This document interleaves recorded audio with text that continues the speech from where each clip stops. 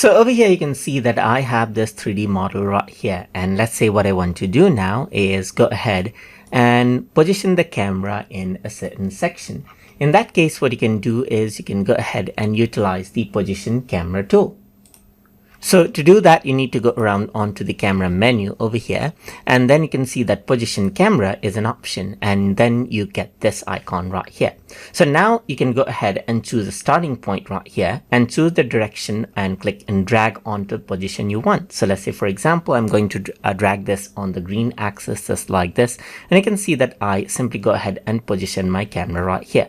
You can go ahead and then click the middle mouse button and pan around from over there as well and scroll out, and you can see that this is what you have. Similarly, let's say I want it on this direction, then click and drag it out. You can see that there's the eye tool right here, just like this. You got the look around tool, which is active as you go ahead and utilize the position camera.